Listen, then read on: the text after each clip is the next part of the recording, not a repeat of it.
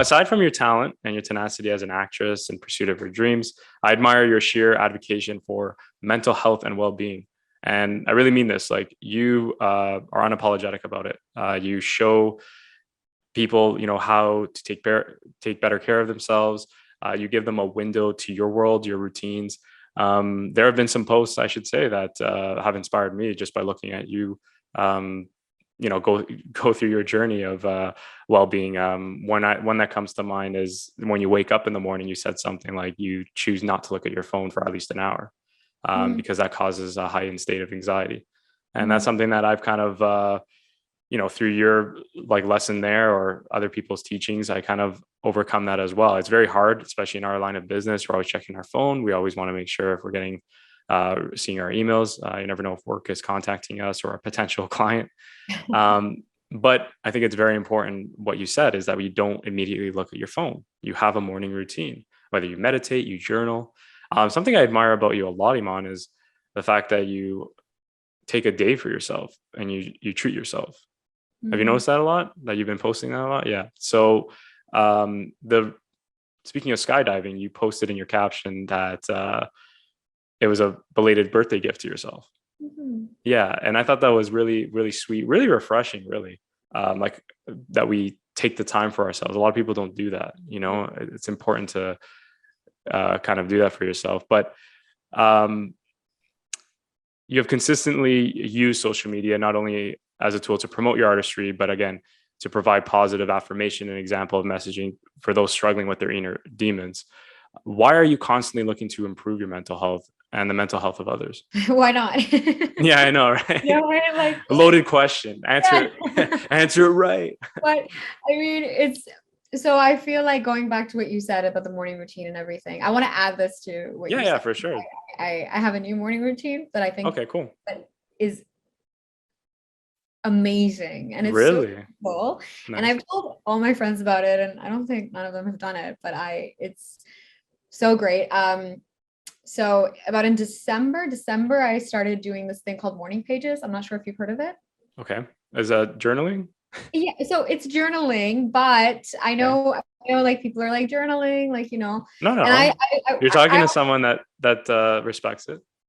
Yeah, right. But I was always someone who was very contemplative of journaling, actually. Like I used to meditate, and I find this a lot more helpful. Like I used to wake up every day for 7 months and start my day with like a 10-minute meditation, which is amazing. Meditation is great. It has so many benefits.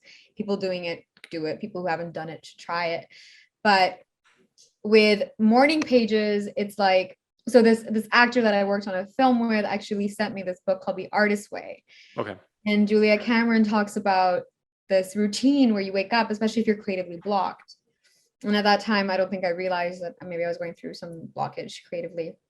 And so she talks about this daily routine. When you wake up, within like the first 15 minutes of waking up, you write 3 stream of consciousness pages called morning pages. And you don't think, you just write. And I know it sounds so simple, but I'm doing this every day since December. And sometimes I'm obviously busy. Like today, I could only do it. Like I had to come back and finish writing the pages, but It's so cathartic in so many ways. I won't go more into it, but I want to go more into it, but I won't go more into it, but definitely try. How has it helped you? This is what I mean by, maybe I should rephrase the question. Like, how has mental health served you to become a better individual? Like, have you noticed progress? Have you noticed changes in your life? Absolutely. I think that awareness towards it, and back to your question about why I post about it, is because I think that being aware of mental health and removing the stigma around it, which is still great in places like North America, but growing up in the Middle East and South Asia, there was even larger stigma towards it. Right. There's no sense of appreciation towards mental health. Taking care of yourself. Yeah. A lot of people see it as vulnerability, right? Like weakness. And it's not. Absolutely. No, it's not. There's a big stigma too, like a gender bias towards it. I've noticed. It's getting better, but like what I mean by that is like females can talk about it, but not males. You know what I mean? And that's what I know. I've read about this as well. And that's the thing. It's like, it's both genders, we're both, I feel like men keep a lot of stuff in, for Yeah. instance, because there's stigma around it and society has deemed that it's not cool for a man to talk about it, and women too. Right. And it goes into genders, it goes into ethnic backgrounds, it goes into so many things, it goes into where you live culturally. That's why when I came here and I realized it's less stigmatized, people actually treat mental health like it's something, and it's nowhere near where it needs to be. But I think that it's really important we start to tackle that, because life is hard, life is great, but life is also very difficult.